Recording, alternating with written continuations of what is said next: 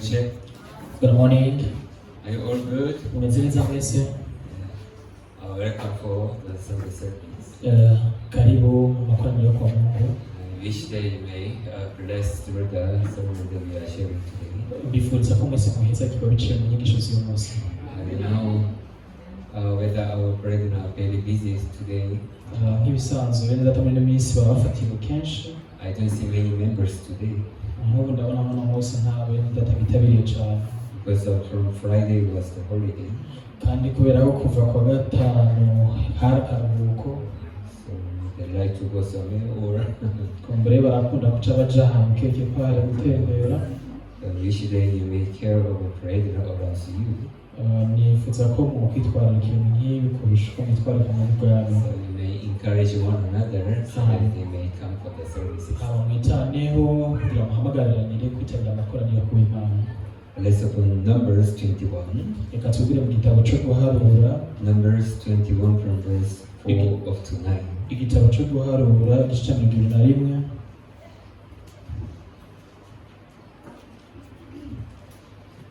Numbers chapter 21 from verse 4 up to 9. Igitabo cyo guharura igice cya 21 kuva ku murongo wa 4 kugeza ku murongo w'9.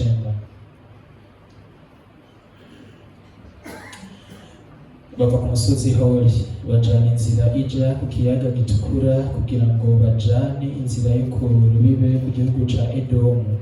Abantu bihebuzwa cyane n'urwo rugendo. Batanganya Imana na Mose bati mwadukuriye iki muri Egiputa mukatuzana gupfira muri ubugaragwa ko atavyo kurya turonka atanamazi ariho kandi tubihiwe n'ibi vyo kurya bitagira ikimazi. Amazi uhoraho ateza abantu inzoka z'ubumara uturira zirabakomora. Abantu benshi mu Bisirayeli barapfa. Abantu baza kuri Mose bati twakoze icaha kuko twatunganije uhoraho nawe udusabire ko uhoraho adukuremo izi nzoka. Nuko Mose arabasabira maze uhoraho abarira Mose ati cura inzoka isa n'izo uyimanike ku giti gishinze maze uwakomowe wese niyayiraba arakira. Nuko Mose acura inzoka mu miringa ayimanika ku giti gishinze maze uw'inzoka yariye wese yaraba iyo nzoka y'umuringa agakira. As long as God is with us, uhereye igihe Imana iri kumwe natwe, really God does a lot of amazing works in this world. Imana ije ikora ibintu bitangaje cyane muri ino si. God has a lot of power. Imana ifite ubushobozi buhebuje. And He has a lot of mightiness. Kandi Imana ifise imbaraga zihambaye. So God does things which humans cannot imagine. Imana ikora ibikomeye by'umuntu ashobora kwibaza cyane ibyiyumviro byiwe. Although men think that it is something impossible and something that can destroy me. Nubwo umuntu yibaza ngo ibi ntibishoboka ngo ndetse n'ibyo nza kumusangangura. But the way how God works in our life. Ariko uburyo Imana ikora mu buzima bwacu. God has so many kind of way there to help us and to work for us. Imana ifite inzira nyinshi ishobora gukora idukorera ngo dutabare. So if we see the way how God does things in this world. Igihe rero tworaba tugasuzuma inzira Imana inyuramo kugira ngo ikore muri ino si. Really, it is something that beyond our own thought, even something that we cannot understand and imagine. By'ukuri koko tuza gusanga ari ibintu biturenge, ibintu tutashobora no kwiyumvira. So that's how God is sure to work for us and to help us. Rero ko niko Imana ifise amazinda n'ubushizi bw'amanga kuko nishobora kudufasha kudutabara. That's why though we are in difficulties or though we are in the darknesses. Nicyo gituma naho twaba turi mu bihe bigoye cyangwa turi mu mwiza. As long as we believe in God, igihe cyose tuba tukicizeye Imana, we could have a strength in our heart. Dushobora kugira inkomezi mu mitima yacu. We could live with hope in our heart. Dushobora kubaho dufite ibyizigiro mu mitima yacu. Our heart will never despair. Uko niko rero imitima yacu itigera icika intege. The moment that God gave the law to people. igihe Imana yaha ivyagizwe abantu outwardly God told the people to obey the law. nk'ibisanzwe bigaragara Imana yatanze ivyagizwe avuga ati bavyubahirize. When people listen the law of God, igihe abantu bumva ivyagizwe vy'Imana, this is like if they understand that this is something that we must keep, we must obey, we must follow. mu mitima yabo bumvise ati ibi ni ibintu vy'uko duteza kubaha, ibintu duteza kwisunga tukabishitsa. So outwardly, the reason that to give the law is to obey. Kubigaragara guhabwa ivyagezwe kugira ngo vyubahirizwe. But inwardly, the reason that God gave the law to people, ariko ugiye kubisuzuma ibwina uza gusanga impamvu Imana yatanze ivyagezwe. God wants to help people. Imana yashaka gufasha abantu. To help their salvation. kugira ngo ibafashe mu vy'agakiza kabo. To help their righteousness. kugira ngo ibafashe mu agakiza. Though outwardly God told them to obey, but heart of God was different. Kubigaragara nyuma byari kugira ngo bavyubahirize, ariko ugiye kurira ku mutima w'Imana kandi bamashota. God wants people to recognize how they are weak, how they are impossible to do all the what God told them. Imana yashaka ngo basobanukirwe babone yuko ari abantu badashoboye, ari abantu bashoboka babisonga Imana. So God was expecting people to come in front of God to seeking for mercy from Him. Imana yari yiteze ko abantu bazoza kuri yo baje bayirondera ubuntu n'impuhwe zayo. Yeah, that is the reason that God gave the law. It means to give grace, to give help from the side of God.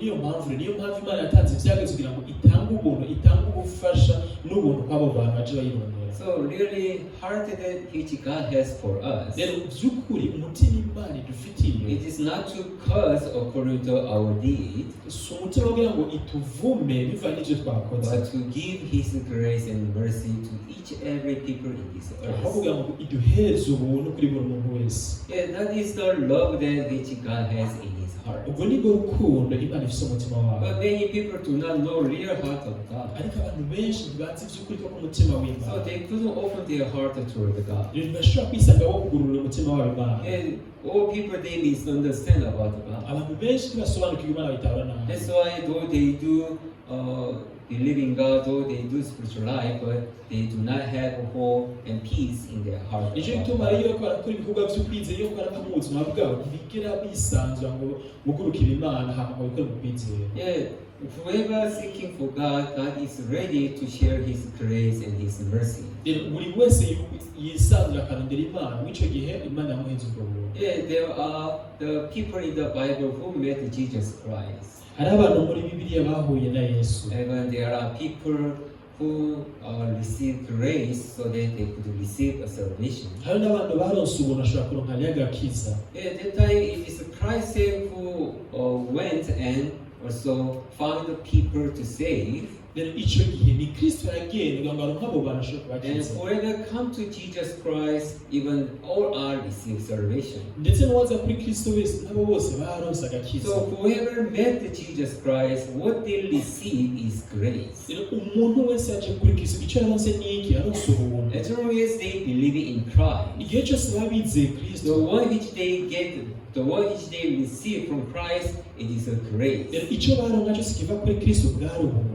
So if they are not believing in the Christ, kiretse gusa mu gihe batizeye Kristo, then though they met Christ, they couldn't get anything. icyo gihe naho boza bakahura na Kristo ntacyo bari kuronka. But the one who ignored Jesus, uwo wese yirengagije the one Kristo, who tried to accuse Jesus, uwo wese yaza gucira urubanza ahubwo they Yesu, are the one who couldn't receive anything from Christ. abo nibo bantu batashoboye kumenya ikintu na kimwe kiva kuri But Kristo. as long as they believe in the Christ, Kuva igihe bizeye Kristo, really what they receive is grace. by'ukuri ibyo baronse bwabaye. Really, that is the character of the God.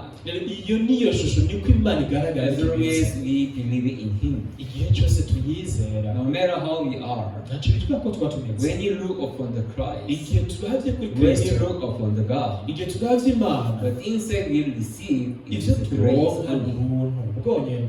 But many people, they do not believe in God, that's why they distrust of the God. Mu gihe abantu batizera Imana, muri ico gihe nta kindi bakora uretse gutakaza ivyizigiro no kutizera Imana. Yeah, so outwardly they may complain why God gave the law to obey, since things which is very hard and impossible. bigaragara nyine no kuvuga ngo ne kubera ko Imana yaduhaye ibyagezwe ngo tubikurikize kandi ari ibintu bigaragara ko bidashoboka. If there was no law, yeah, even we can live freely in this world. Yaba atabyagezwe bihari twari kuba no muri no si twitegeye. But why God gave the law so that we may get tired? It's better we didn't believe in God. Rero Imana kubera ko yaduhaye ibyagezwe kugira ngo turuhe ngo natwe tuyizera aho. Then we could live just freely without knowing what kind of things that we have to obey. Twari kwibira rero nkuko umengo nta kintu kimwe cyari cyari runaka cyo kuba twubahiriza. You see, when the people how they are living freely without just thinking that what I have to obey. Mbega abantu rero n'abantu mwisine bibereye babayeho nyine bidegembeje atakintu ngo twisungike. Even I wish that I could be like those people. Nifuza ko nane kwibira nk'abo bandi. But just because I believe in God. Ariko kubera ko nyine nizera Imana. Why my life is so tired? Mbega kubera ko ubuzima bwanjye buhije nk'uko. Each every time I have to think about the Lord, what I have to do, what I'm not supposed to do. Igihe cyose no kwiyumvira ku byagezwe icyo bitegerezwa kubahiriza n'icyo ntegerezwa kutubahiriza. So why am I supposed to live such a tired life? Kubera iki mbaye ubuzima buhije nk'uko. I wish that I just give up to believe in God. Nifuza rero byo wakiza ndetse no kwizera Imana. Just stop to church. Nahagarika kuja mu makoraniro. And just live freely according to what I want. Nkabaho nidegembeje nk'uko kamere yifuza. Yeah, so outwardly who do not knows the real heart of God. By'ukuri kubigaragara kwa badatanga umutima w'ukuri w'Imana. They might have some burden, even complain, even the darknesses about God. Bategetse ko bafise amaganya n'imitwaro imitima yabo yisunze Imana. In the Bible, God has shown His heart to us. Ariko noneho muri Bibiliya Imana yatweretse neza igihe tugiye kukwiga. The one day which He wants to give to us, ibyo ishaka kuduhereza. It is His love and His grace and mercy. Urukundo rwayo n'ubuntu n'impuhwe zayo. Yeah, really, the moment today when people think, really God doesn't do anything. Rero mu gihe by'ukuri abantu baje ngo Imana ntabwo ikirakora. Even though it is God, really He cannot do anything. Nubwo ari Imana mbwa ntacishoboye. Yeah, when Samaria was surrounded by the enemies. Igihe abanyasamariya bazengurutswe n'abanzi. Yeah, really, they are so all of them going through a lot of suffering. Nukuvuga ko bose bari mu bihe bigoye baruhije barishwe. Abantu bose bari bashonje baragoye. Nta ngeze ari zika icyo gihe. So they have a big complaint about the God. Rero bari bafise inyidodo mu mitima yabo idodombera Imana. Okay, so at the time they are saying, really, if we don't kill the servant of God, then we are not going to see anything. And so they sent the soldier to Elisa. Elisa said, tomorrow about this time. That time when the general was complaining, though windows on the sky is open, how such things can be happen?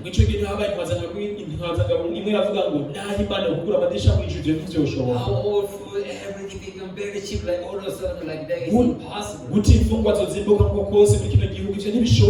Yes, that's how he wasn't able to understand. Even he was not able to accept even single word that what servant of God said.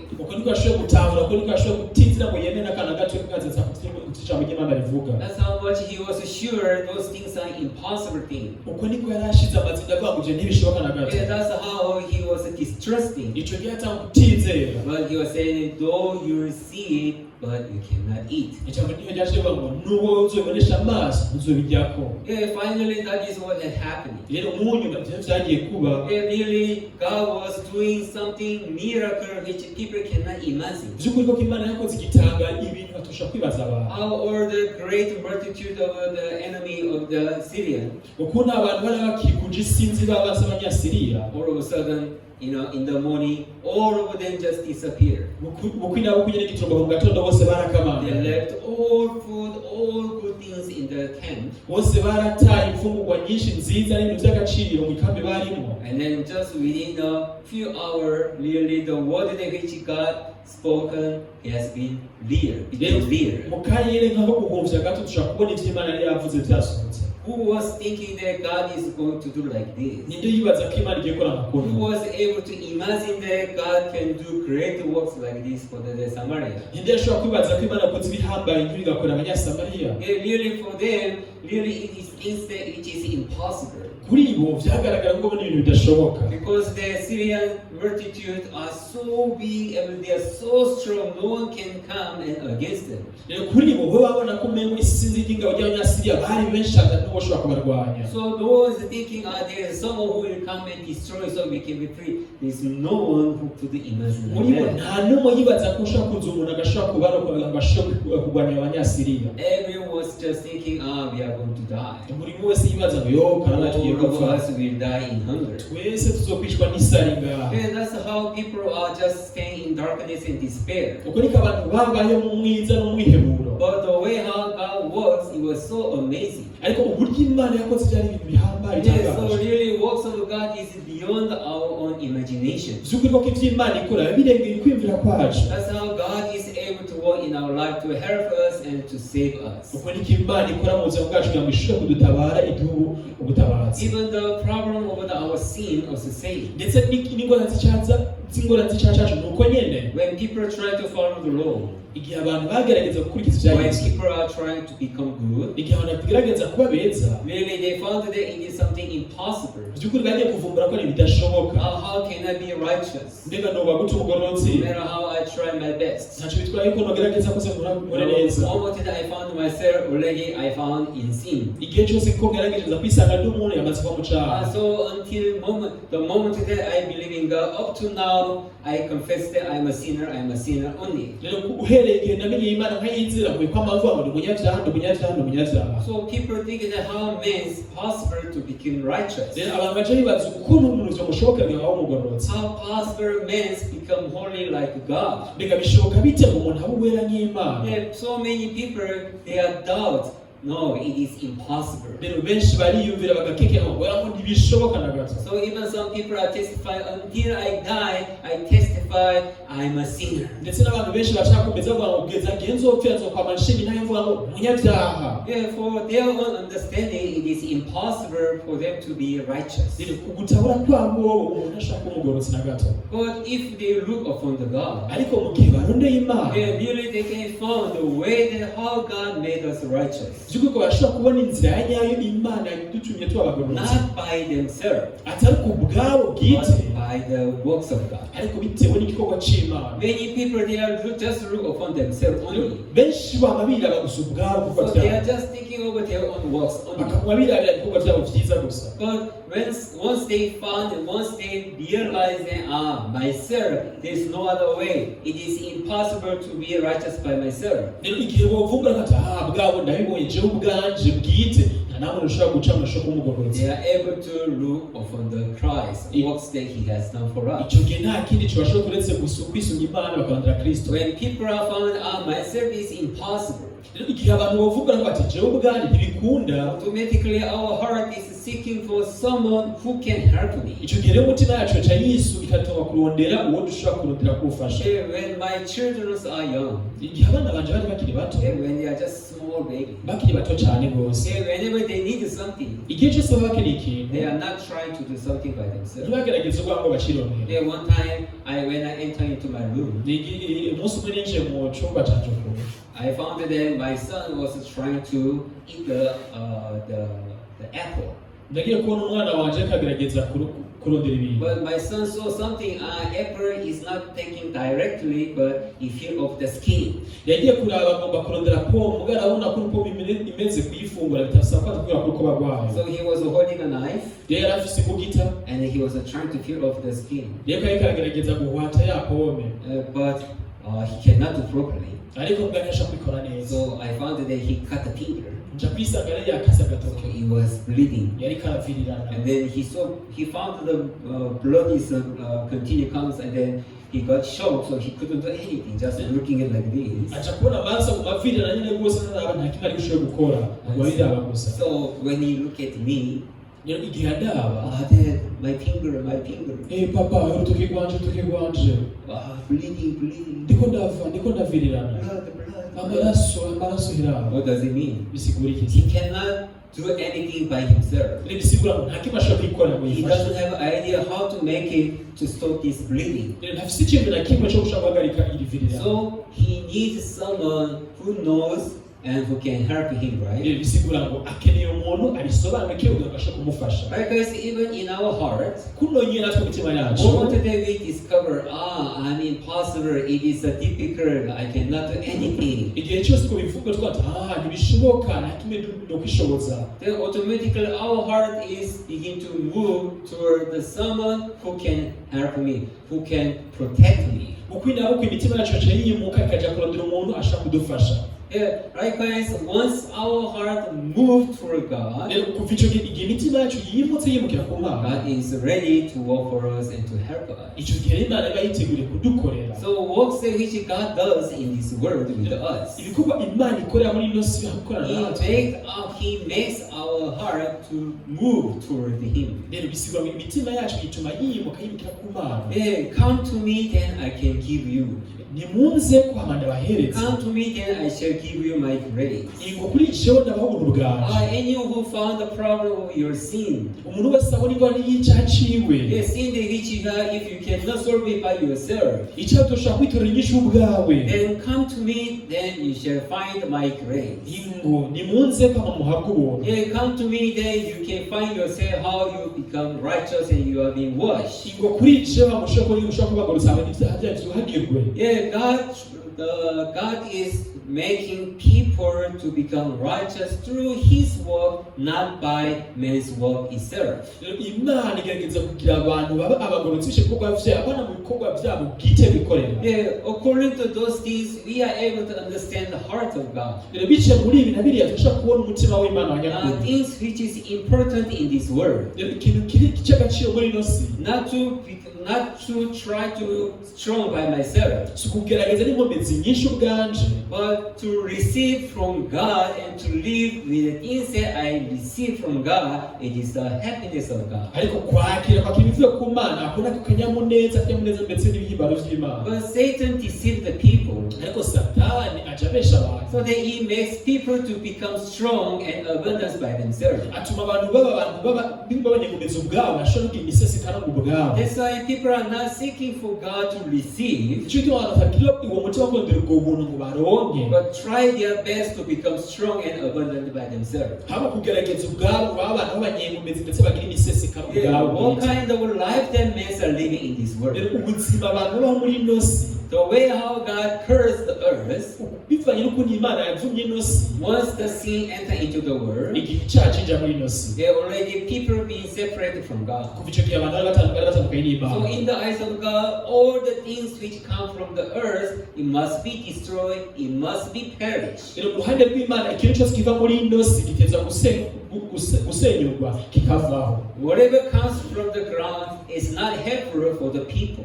ikintu cyose kiva kuri ino si ntacyo gishobora gufasha abantu Yeah, that's why God decided, you must receive from me, and the one you receive from me, it is the one that can help you and save you. nicyo Imana yagize iti ikintu muzoronka kiva kuri icyo cyo gishobora kubafasha kikanabakiza Because the one which is coming from God, it is from holiness. kubera ko ibiva ku Mana byose biba bizananye ukugororoka But things which come from the ground, it is a fruit of evil. ariko ikintu cyose kiva mu isi kiba kizananye n'ikibi Yeah, that's why as long as people are living with the things of the world, rero kuva icyo gihe igihe abantu bose baba babeshejwe n'ibiva mu isi it's not helping people but lead them to be destroyed. icyo bintu ntacyo bizobafasha uretse kuja kubajana mu mahonero That's why we have to look upon God and need to receive holy things from God. icyo tuma tuza kwisunga Imana turonke ibiva ku Mana turonke ivyera And the one which comes from God is the one who each has their life. rero ibiva ku Mana navyo dushobora gutanga bigatanga So ubugingo that when the life comes to our heart, rero igihe ubugingo buja mu mitima yacu really it has the power even to save of us. icyo kuko kuba bifise inkomezi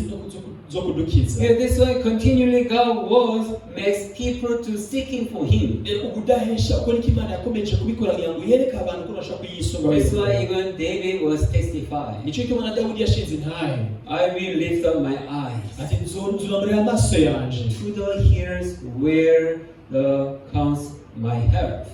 nunamurira ku musozi uvako agakiza kanje. Yeah, always David was facing so many challenges, even the death. Igihe cyose Dawidi yamahura n'ibihe bigoye ndetse ahangana n'urupfu na There are so many who try to against David. hariho benshi bagerageje kugomba kwica Dawidi. Not only enemies, even the son. Si abasi gusa ndetse no mu rubyaro rwiwe. So through all his life, really his life was so tough and full of suffering. rero mu buzima bwe bwose yaciye mu bihe bigoye ingorane gusa. Yeah, even he knows very well, I'm just a man and I'm just alone myself. I'm not powerful enough to protect my life. rero yari wenyine hafi ashingana ati je ndi umuntu ubuntu ntacyo ushoboye nta kintu nashobora gukora ukiza ubugingo bwanje. So always his heart cannot help but to look upon God, where help is come from. rero igihe cyose gituma amaso ahanga amaso Imana ashaka kuvuga ubutabazi bwiwe. That's why he was living a life that to lift up his eyes to the Lord. icyo gihe yabayeho ubuzima bwo kunamurira amaso gusa iminsi yose uhoraho. So always, even in our spiritual life in this world, natwe rero iminsi yose muri ubu buzima bwacu bw'imyeru, surely there are many good things in our eyes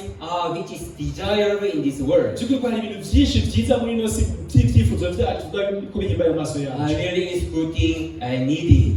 by'ukuri ibi ni byiza ndabikeneye. Really these things that which I need to help myself. by'ukuri koko ibi bintu ni byiza nanjye mu buzima bwawe. Yeah, that's why we are looking at so many things on this earth. nicyo gituma twaba tugerageza kurondera irya hino muri ino si. But though we gain, though we have them, ariko nubwo tubironka nubwo tubifita, but those things are not really helpful to make me free forever. ibyo bintu ntabwo bishobora kudutuma twidegemvya ibihe bidashira. Still many people, though they gain so many things in this world, igihe abantu bamaze bo muri ino si barafite ibintu byinshi bivuye muri ino si, people are not satisfying anything. abantu ntibigera bumva babumbwe nabyo n'igenda gato. Like in Samaritan woman, turatira ko afasha n'umunyasamariya she get married 5 times, yarongowe inshuro zitanu zose, but she wasn't now even feel happy. ariko n'icyo gihe yigeze yumva yuko Why afite she was keep neza. on changing her husband continually? kubera ikintu yagumye ahindagura abagabo igihe cyose.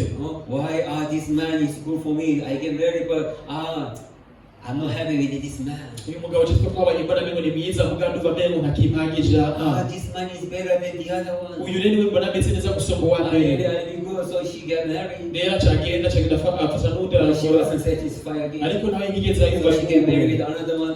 aragorwa n'uwundi gutyo But no matter how many times she got married, but no, up to the last one, she wasn't feeling happy at all. ntacyo bitwaye inshuro zose yagerageje guhindagura abagabo nta kanyamuneza yigeze muhereza. But the moment that she met Christ, ariko igihe yahura na Kristo, she discovered that he is the Messiah. yaciye avuga uri Mesiya. And really she received grace. rero by'ukuri yakiriye So receive water that which she never filters again. rero yakiriye amazi azotuma atongera kunyotera. And that's how her heart was now being fulfilled with great joy and happiness. rero uko niko umutima we ugiye gushobora kuzura akanyamuneza n'agahimbare. Yeah, likewise, things which world provide to us. akuno nyene ivy'isi iduhereza. So it seems like it is something good and helpful for me. nubwo bigaragara ko umengo ni ibintu vyiza vyodufasha, But it's not a things that providing happinesses or thankfulness or great joy all the time.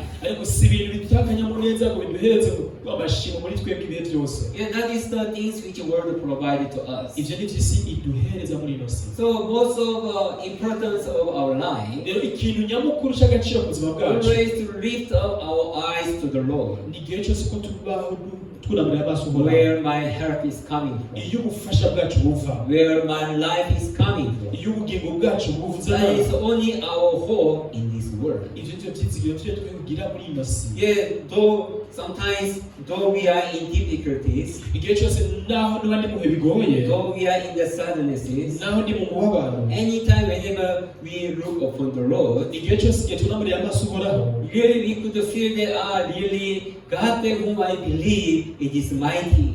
icyo gihe tuheze twubate bwabo n'Imana nizera by'ukuri kuko ni Imana ihambaye. So that God, you may lead me to be free from this sadness or this suffering. rero Mana ndongorera kwidegemvya kuri kuno mubabaro n'ibintu bigoye. When I was in military service, igihe nari mu bikorwa vya gisirikare, really I was the person who just doing everything according to what I want, nari umuntu by'ukuri ko yakora ikintu cyose acyifuje, according to the flesh. bivanye no kamere yanje yifuza, according to my desire, bivanye n'ivyifuzo vyiwanje, according to my thoughts. bivanye n'ukuntu yumvira. Really, if I do like this, really, it helpful for me and it makes me comfortable. Cyukuri ngo ndakora kuno ndabizi neza bizonzanira kumva nguwe neza. If I take those, really, it helpful for me so that everyone can recognize me.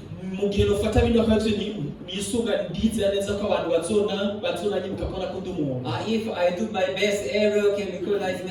You are just good man. Rero igihe nawe uzokora neza abantu bazonyibuka bati uri umugabo w'iteka. Really, that is how I thought and I did all the time. Uko niko nakoze niko naba nimva igihe cyose. First time seems like it work very well and helpful for me. Igihe cyose nawe ngako ndumva ndacumbagije. But as time passed, those things are never come to me as good things. Ariko ivyo byose mu mpera ntabwo byari kumbera ivyiza. But it makes me to despair. Ntabwo vyampaye kugira umwiheburo. Even it makes me to thinking about just to killing myself. Ndetse vyampaye no kwiyumvira ko nogira igihe niyahura. But that time I was beginning to look upon the God. Kuva ico gihe rero nataka kurondera kunabura amaso. Really, I follow my thoughts. Mana byukuri ko nakurikije ibiro vyawe. I did all the things which I think it is good for me. Nakoze ibintu byose nibaza ko ari byiza ku bwanje. Yeah, I took everything which I want. Nakiye kuri byose byo ku mubiri wanjye. It makes me to rejoice. Numva ko mwe kwiryohererwa. But God, it was wrong. Ariko Mana baruhe. It was never doing like this. Mana byagenze neza. Yeah, the thing which is good in my eyes finally makes me to kill myself. Rero nibaza mu maso yanjye ko ari byiza ahubwo bigiye kundongorera kwiyaho. So God, now I do not have any hope. Mana noneho nta cyizigiro na bike mfise. Really, I failed. Mana there is nothing which I can do for myself. If God, it is not you, really, I'm sure I'm going to kill myself. God, please, you help me. God, please, you may work for me. The people there who against me, people there who treat me, I cannot do anything now. God, is only you who knows about my situation. So it's only you who can save me from them. So from the moment I look upon the God, and when I look upon God, really God provide me strength and peace in my heart. And though people are treating me continue, but God whom I believe in my heart, it makes me to endure with the new strength which He provides me. And finally, I found God who saved me from there. Yeah, God removed from that place and transferred to another one. That's how it's to move the base camp there where I work. It is impossible thing in the military. But that time, really I saw how God does great things. I was not requesting to change over the base camp. All of a sudden, they called my name. And then they gave me a paper there to be transferred to another base camp. That time I could say hallelujah. Oh, hallelujah. God, really, you are the living God. Really, you are the who listens to my prayer. You are the who works for me. So that you could save over my life. That's how I was not killing over myself. That's why even today I could stay in front of you. Yeah, that's how I feel so difficult. But the moment that I look upon the God, really, I found mercy and grace of God in my life. Why in the people while they are living in this world? Really, we are facing many challenges and suffering. If we have our own thought only, each every moment is some things said to be discouraged and then to have a sadness in our heart. Even we don't know why these things are happening. We don't know why these things must be like that. Actually, we don't need to understand. whatever how it is, uko vyogenda kose, if we look upon the God, igihe turavye tukisunga Imana, then we hear the voice of God, tukumva ijwi ry'Imana, and we can find how God is working for my life. turashobora kubona tugatahura ingene Imana yakora No matter how much it is the great despair day which we cannot do anything. Nacho bitwaye kundi ivyo twahangana byaba bikomeye cyane biteye gucika intege. Though in our eyes, though there is no other way at all. Nubwo maso yacu bigaragara ko umengo nta yindi nzira nta byizigiro na bike. But God is full of mightiness. Ariko Imana y'inyemunezi. That's why God is able to do beyond our understanding, even our imagination. Ikorera n'Imana ishobora gukora ibirenge kutwiyumvira. There was a woman who caught in very act of adultery. Hari umugore yafashwe asambana. And people was thinking, it is very good opportunity to accuse Jesus Christ. Akaryo keza gushura kwagiriza Yesu. Now she commit adultery. Rero uyu nguyu yafashwe kasamba. According to the law, Moses said we must stone her. Twisize cyagezo cya Mose tuza kwicishwa amabuye. If Jesus said that you should save her, nimba Yesu niyavuga ngo nimumureke, then we accuse Jesus, how come you are not obeying the law of Moses? Kuvuga tuvuga ati Yesu bigenda gute mureke kubaza icyagezo cya Mose? But if Jesus said kill her, Yesu yavuga ngo nimumwice, then he became a liar. He was saying that he was here to save people, but now he cannot save people. Then no matter what he say, he will die today. That's how people, they are very sure today is day to accuse Jesus, so then we are against him. Let's go to Jesus. Everyone brought her in front of Jesus. Jesus. Yes. This is the woman there who committed adultery. We caught her in very act of adultery. According to the law of Moses, we must stone her. So what are you going to do? Be ready to accuse Jesus. Okay, you say anything. They stay there to accuse you today. So Jesus was writing something on the ground. And Jesus said to people, among you, stone her if you do not have sin in your heart. Without sin can stone her.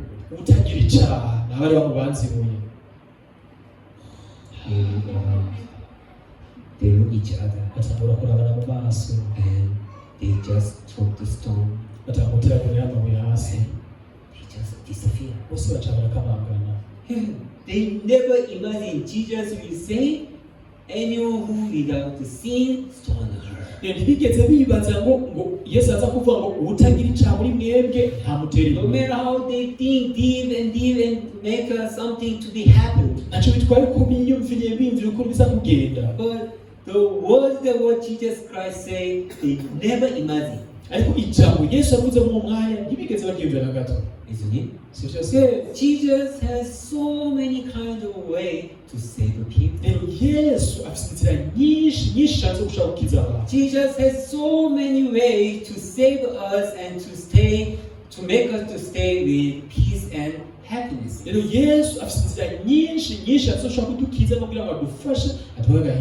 even our sin was the same. By ourselves, we cannot find how myself can be righteous. No matter how I try my best, it's really impossible makes myself to be righteous. Yeah, always I found myself in sin or continue forever. Then I'm going to die with the sin. I die as a sinner. Surely I go to hell. That's how we think about ourselves. No matter how I try my best, it's possible to reach out to the condition of the Lord. Because God said that anyone who wants to be righteous by the law, these of the law, they shall do continue in all things. ategereza kubikora byose akabyuzuza byose. If you stumble with the one thing, ariko watsitara kuri kimwe, you are disobeying all kind of law. uzogutsitara ku byagezwe byose. Who can do like that? mbega ninde muri yokorati? Among the law, if I disobey one, God counted that I am disobeying all kind of law together. Yesu ibyagezwe by'Imana byose uko bingana, ngo nsitare kuri kimwe bamaze kwitwa umuntu yatsinzwe n'urubanza kuri byose. God is unfair.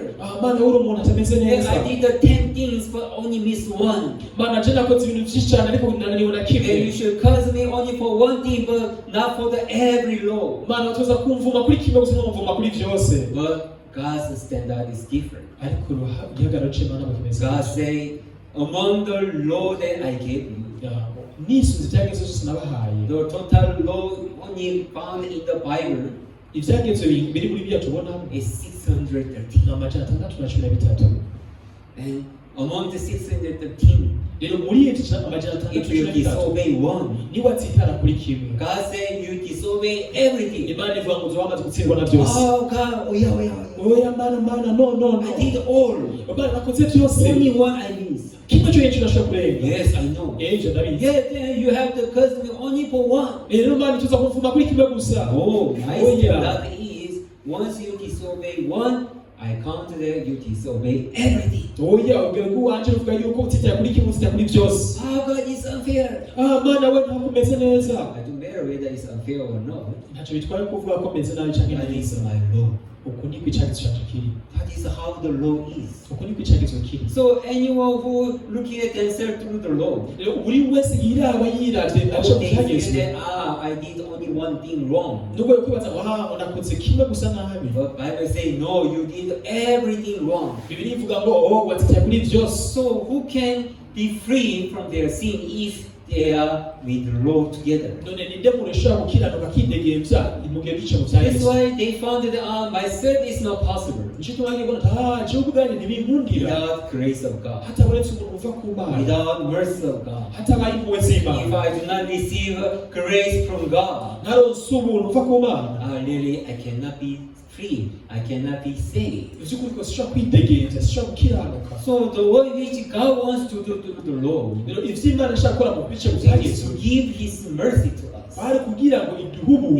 Found yourself impossible by yourself. banza muvumbure mubone ko mwebwe ubwanyu mutaco So mufishoboza. come to me and receive my mercy. haba munze ko ndabaha impuhwe Come to zanje. me and receive my grace. ingo munze ko ndabaha ubuntu. Look upon me so that I shall give you. unamurira amaso kuri cyo hama nzobaha. That is the life that God is open in this world. ubwo ni kimana niyo nzira Imana nibwo buzima twugururira. Rather than not to suffer by your own strength, ubuzima atari ubwo kugira ngo ubeho unaniwe but to kubwiriza, look upon God and receive strength, receive grace from God, and to live in this world with joy and peace. ariko ubuzima bwo kubaho urondera Imana hamuntu nk'ubuntu ushobora kubaho ufite akanyamuneza.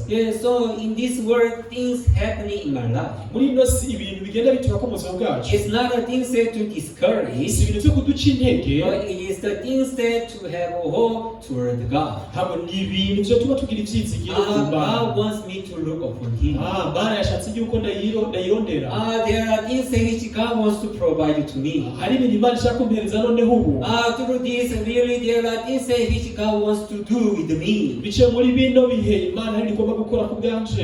It's not just the difficulties. si ibintu bigoye gusa. It's not just the meaning of the suffering. ariko sinzobane kugira ngo ningoha. But through this, really, there are things that God wants to provide me. ariko bice muri bino bihe hari ibintu Imana yazigiye kumpereza. God, what do you want to share with me? Mana ushaka kumpika ise. God, what do you want to teach me? Mana ushaka kunyigisha iki. Really, if I receive things from you, Mana by'ukuri ndaronka ibiva kuri wowe. really, it will be so great. Mana bizoba ari ibintu byiza cyane. I rejoice with you. nzoheza nezerano nawe. Really, I stay in happiness. nzoheza nigumire mu kanyamuneza I live in thankfulness. nzogumana amashimwe So Mana. that He makes me to glorify your name. nzotuma ashobora kurinda izina ryawe Mana. That's how He makes me to stay in hope together. ubwo niko ituma tuba mu byizigiro nayo. But if we do not look upon God, ariko mu gihe tutisunze Imana we just have a complaint. twamana imyidodogo gusa. In the morning, I listen testimony from the missionary of Mali.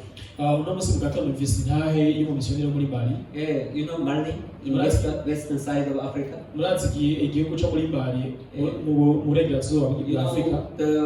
The temperature of the Mali, how many degrees? Muamuzi ubushuhe aho bugeze degrees Celsius zarwo. Normal day is 48 degrees. Mu bisanzwe n'imiburi usanga ari degrees Celsius 49. Can you imagine? Muri yumvira ko nabetse. What about Burundi? Burundi bo gute? How many? Mu Burundi ubushuhe bungana gute? 33? 33 gutyo. Not very hot, right? Ntabwo hashushe cyane. Are you Burundi? Murabaruzi? Why nobody answer? Kureka tamwishyura none. Am I speaking with an empty hall here? No, ndiko ndavugira mu kibanza kigaragara. Am I alone, brother? Ndice ile wende data. But he was saying normal temperature is 48. Reka aravuga ngo ubushuhe busanzwe bw'igisanze ni ibice ni 49 degrees Celsius. When it comes to cold season, mu gihe hameze nk'akanye naho it goes down to 38 degrees. Bice bishaka 38. Cold weather is 38 degrees. Mu gihe hakanye ni 38. And then there was so many civil war. Mwico gihe hari n'intambara zakajyanisha n'ijyamo. So even they cut electricity. Rero kenshi bazaracana umuyagankuba. They give only like 2 hour, 4 hour in the day through the night. Ugasanga batanze umuyagankuba amasaha 3 mw'ijoro.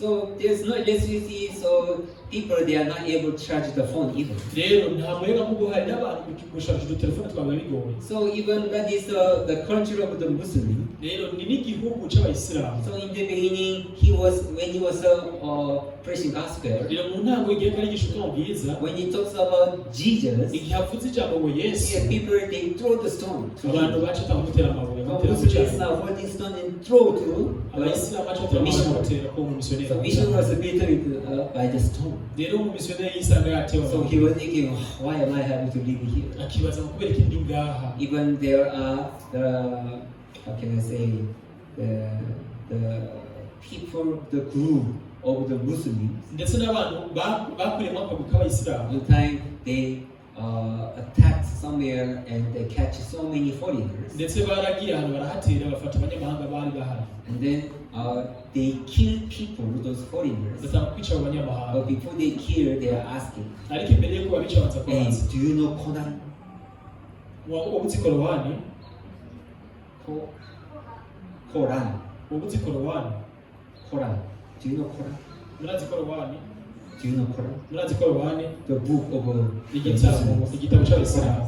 Yes. So they are asking, do you know Quran? Barabaza murazi Korowani? But Chinese doesn't care about the God or something. Abashira ntibazi n'itwara ibintu nk'ibyo. So they just cannot say anything about Quran. Bacabona icyo uvuga ibijyanye n'ikina Korowani. So that's how they just shoot all the Chinese and kill. Uko niko batakuza barasa ku bashira bahari bose. So the missionary was scared. Rero umumisiyoneri afite ubwoba. Even I may die like them. Naje ndashaka gupfa muri ubwo buryo. So he went out and they find the Quran. Rero ahantu quelque part arondera Korowani. And he began to read the Quran. Atangura gusoma Korowani. At least to know something. He was scared. But later he discovered, really I'm not going to fail. And that's how he was not feel good. Really he was scared about marriage so much. Whenever he goes to Pastor Bag and explain, he was expecting, you are suffering so much, okay, you come out. How many brethren? Only 4. Then just close the church and come out. He was expecting to hear that. But Pastor said, no, 4, so many. There were so many brethren. This is not a thing that I want to listen to. God will work so great. Pastor Pastor, please don't say it like this. Mwongere ntukavuge gutya. Even when he cut all the electricity, nige bacomeka nkuba makuno, when he's suffering so much again, ico gihe amaganya he went to Pastor and explained very well about the situation. naho yacambera akahamaga mwongere bakaganira akamusigura ibihe barimo. Pastor said, don't worry, mugacambwa ati ntugende it will be very fun. bizogenda neza, You'll have such a fun time. ufise akaryo keza karyoshe. Pastor, mwongere we don't have anything. mwongere nta kimwe dufise. But Pastor said, no, you'll have a big fun in your life. mwongere acambwa ati ufise ibintu bitwengeje biryoshe cyane mu buzima bwawe. So that time he installed all the solar system. Ico gihe niho baca atamushiraho uburyo bwo gukoresha plaque solaire. So among his village, rero mu kigwati only this missionary house has electricity. urugo rw'umwungere bonyine bafise umuyagankuba. And from the moment he began to have a fun. rero mw'ico gihe rero batangira ibihe byose. People they know, this house has electricity. n'abantu batakumenya ngo barya abantu barafise umuyagankuba. So one day they just come in. rero umunsi umwe baraje and they look for the socket first. batanga kurondera kwanza aho baza gucomeka chargeur yabo. Charge their phone. batanga gusharge udutelefone twabo. And they sit during the service. hama baricara amakoraniro. And they listen what of God. hama batakumvise ijambo ry'Imana. And they heard this news, so other people begin to come into the service. rero abantu bo bagiye barana amakuru bane barayumva kuza baraza amakoraniro. They are Muslims. ndetse bari n'abayisilamu. They come with the phone. bakazazanye n'udutelefone. While they are charging, they must listen. iyo bariko barasharge udutelefone twabo bataza kumviriza. That's how one by one there are people who receive salvation. uko niko umwe ku wundi habonetse abantu bakira agakiza. And next time they are not coming with only one phone. hanyuma umunsi ukurikira ntibazoza bazanye telefone ari umwe gusa. They are coming with two phones. baca baza bazanye telefone zibiri. They are family phone. bakaza bazanye n'amatelefone y'imiryango. Some they begin to carry 5 phones. bamwe ugasanga bazanye n'amatelefone nk'atanu. Some carry with 1-2 bag.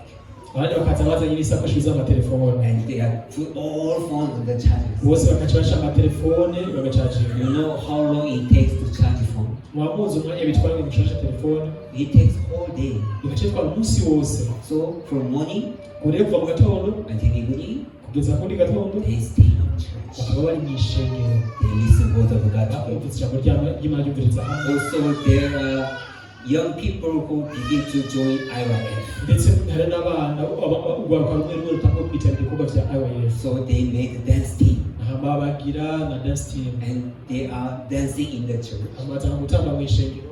Also they do all other activities in the church. hama bakora n'ibindi bikorwa bitandukanye mu ishengero. Yeah, of course they are not born again yet. by'ukuri yego by'ukuri ko ntibarapfa kubwa kabiri. They didn't receive the first salvation. ntibarakira agakiza. But they became a member of the church. ariko babaye abanywanyi b'ishengero. And those young people who are protecting church and protecting missionaries. abo ubwo rwaruka nyine nirwo rucungera umutekano w'umwungere, rucungera umutekano w'ishengero. So there are many funny things are happening in the church. rero hari ibintu bitwengeje biryoshye cyane kubera mu ishengero. As the pastor say, you'll be having great fun in your church. rero umwungere igihe avuga tugiye kuzogira ibintu bitwengeje mu ishengero. Really, as pastor say, that is what is happening in the church. rero nk'uko umwungere pakeri yabivuze niko bikorera mu ishengero. In the missionary heart, really impossible, difficult, I'm not happy. igihe umwungere avuga mu misiyoneri bacyo ntagikunda ntakigenda ntakanyamuneza na gato mfise. According to what pastor was saying, when the moment today he looked upon the God. rero nk'uko umwungere pakeri yamubwiye amaze kwisunga Imana. God was working for the Bali church and really filled with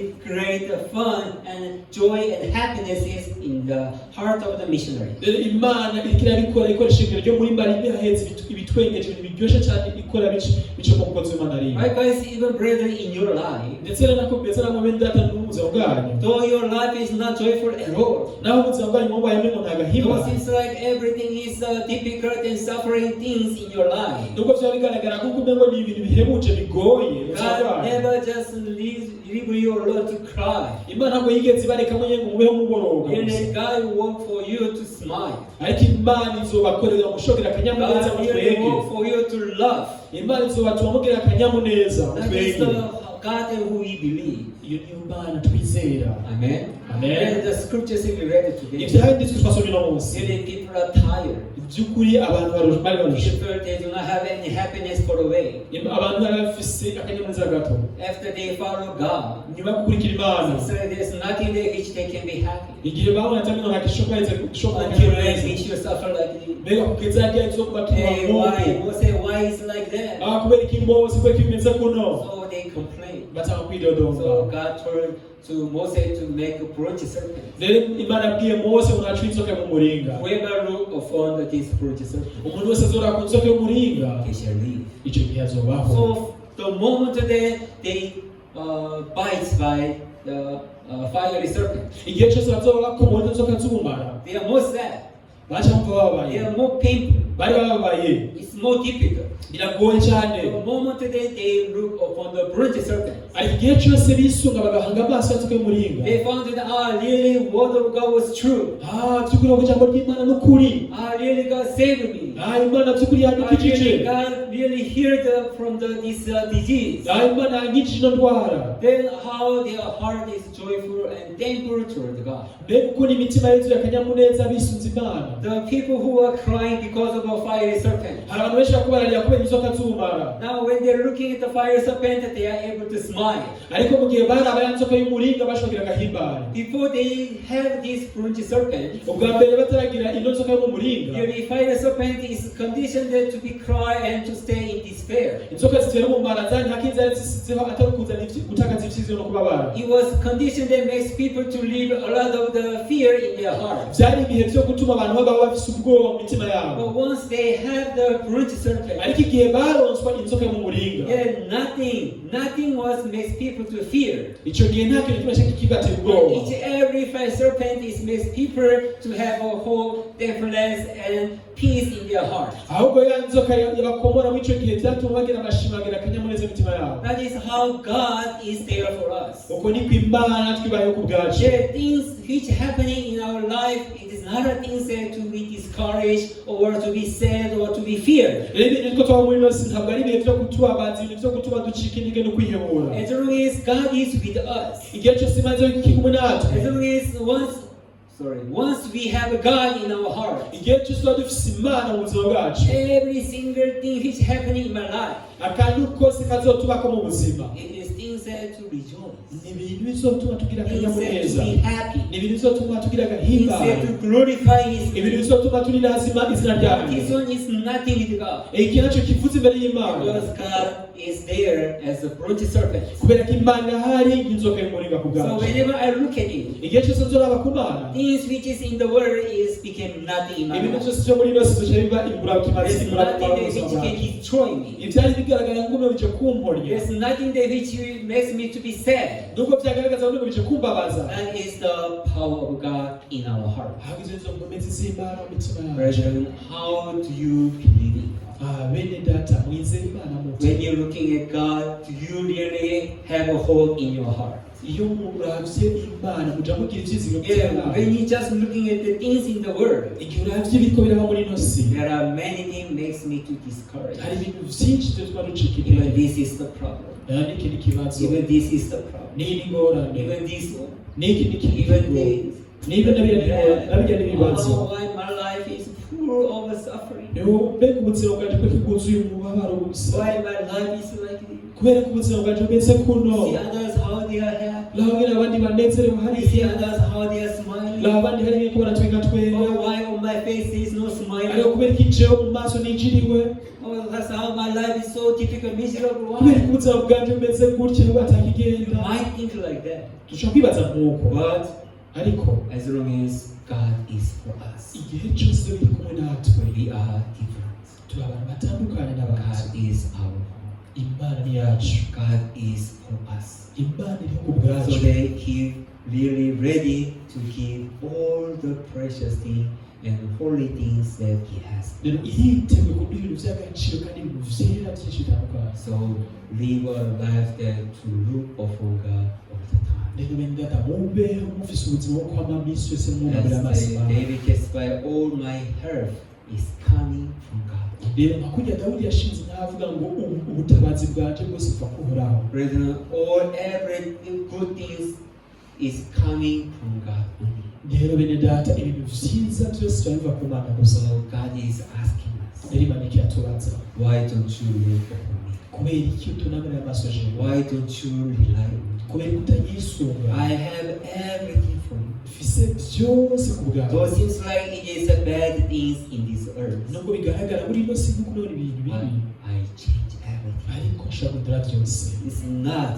something that to destroy you, si ibintu byoza kuguhonya, but it's things that gain a grace, good things from me, ahubwo ni ibintu byo gushobora kutubona mu buntu so that you may rejoice with me. hamushe kunezerana nanje. Brethren, in your life, are you feel tired? bene data mu buzima bwanyu mwumva murushe? Do you feel difficult? mwumva muri mu bihe Do bigoye? you feel very sad? mwumva mubabaye? Do you feel you are so miserable? mwumva muri mu bihe bigoye by'akaga? No, it is never. oya abigamba Because up to now, kubera ko gushika uno you munsi couldn't look upon God who is brought serpents. reka tuzuduhaga amaso Imana yanzoka y'umuringa. God told Moses, Imana yabwiye Mose, you make brought serpent cura inzoka y'umuringa and took the pole and hung on it. hamwishinge uyimanike ku giti, ushinge igiti Whoever looking at cy'umuringa, it, buri wese azoyiraba they shall live. azubaho. What? kubera iki? They shall live. azubaho. Whenever we look upon God, igihe cyose tuzoraba Imana we shall live. izubaho. Amen. Amen. That is the promise of God. iryo isezerano ry'Imana. And anyone who look upon me, rero buri wese azondaba you shall live. Nothing will destroy you. uzobaho, nta kizokugirira nabi, Nothing can kill you. nta kintu kizokwica. Among you, anyone who has disease, muri mwe ufite indwara, anyone who have a problem, buri wese afite ikibazo, look upon God. raba ku Mana. God said, you shall live. Imana yavuze ngo muzobaho. So life that we live on this earth, rero ubuzima tuba muri ino si not to die, si ubwo gupfa, but to live with God forever. ariko kubaho tubanye n'Imana ibihe bidashira. Amen. Amen. Yeah, that is what God is telling us today. ivyo nivyo Imana iriko iratubwira uno munsi. Look upon me. munyisunge mundabe, Gain all things that what I have. lonka ibyo byose bimvako. I'm also happy to give you everything that I have. nzonezera no kubahereza ivyo bise byose. So come and rejoice with me. nimuze tugire agahimba tunezera. Amen. Amen. And so, brethren, really, when I think about how heart of God is for us, rero bene data iyo niyumviriye uko umutima w'Imana umeze there's no nacu, reason that to stay in fear, worries, and sadness in this world, nabona ko ata mpamvu n'imwe ishobora gutuma tuba mu mubabaro muri ino si, because God is for us. kubera ko Imana ihari ku And bwacu, He is full of mightiness. ndetse yuzuye n'ubushobozi. He can work also amazingly, ishobora gukora ibikomeye even ku bwacu, beyond our own imagination. mbese birarengeye ko twiyumvira. That's how He can make me to glorify His name with great joy and happiness in our heart. uko niko dutuma rushobora agahimba no gushobora kwininahaza ibihe bidashira. Wish that all our brethren live a life that to live by the God, by the grace of God. rero nifuza ko bene data mwese mubaho bw'Imana mufite ukwizera. Thank you so much. murakoze cyane. Let's pray. reka musenge. Dear Heavenly Father, Mana data, really always you are there for us. igihe cyose ubaye ku bwacu, As you make people to look upon the glorious serpent, nk'uko watumye abantu baraba ku nzoka y'umuringa, and really you also make us to look upon you forever. natwe wadushizeho umwami ngo tukurabe ibihe byose. So no matter what kind of problem that we are facing in this ntacyo earth, bitwaye ibihe twahura turi muri ino si byose, as long as we are look upon you, igihe cyose tuba twisunze wewe, really all those things are become nothing in our life. ibyo bihe bigoye byose bizoba ubusa gusa mu buzima bwacu, Really nothing can destroy us. nta na kimwe gishobora kutugirira nabi. So God, I pray for our brethren. Mana ndasengera bene data, Really, many of brethren are going through many suffering. bene data benshi bari kubaca mu bihe bigoye, Because of that, sometimes they feel bad. kubera bino na biriya They bisanga babaye, discourage and stay in darkness and sadnesses. bikabaca intege bigatuma baba mwiza n'umubabaro. But God, really, you love us so much. ariko Mana waradukunze bihe So byinshi, you want to save us from those darknesses. ushaka kudufasha turakora uwo mwiza. That's why you gave us the promise. nicyo gituma duhaye isezerano Mana, Whoever look upon you, buri wese azokwisunga kwawe azobaho. God, really, we are so much thankful for your promise. Mana turanezerewe cyane ku isezerano ryawe. And all our brethren, whenever they look upon you, rero bene data mwami bose bakwisunga, really it is this please you so much. Mana twaswe kunezera cyane. So the all kind of blessing that you have, kugira ngo imihezagiro yose ufise Mana, I believe that you are going to give to our brethren. nizera Mana kugiye guhereza bene data So bacu until Christ comes, kugeza igihe Kristo azogarukira. makes all our brethren to stay with the joy, reka rero nimwama Mana bene data basobanura so they neza can follow your way kugira ngo bakurikire inzira zawe, to preach gospel and serve gospel with the great hama happiness. bigisha ubutumwa bwiza ndetse babe kubw'ubutumwa bwiza. Thank you, Lord. We pray in Jesus Christ. urakoze Mwami tubisaba mu izina rya Yesu Kristo. Thank you so much. urakoze cyane.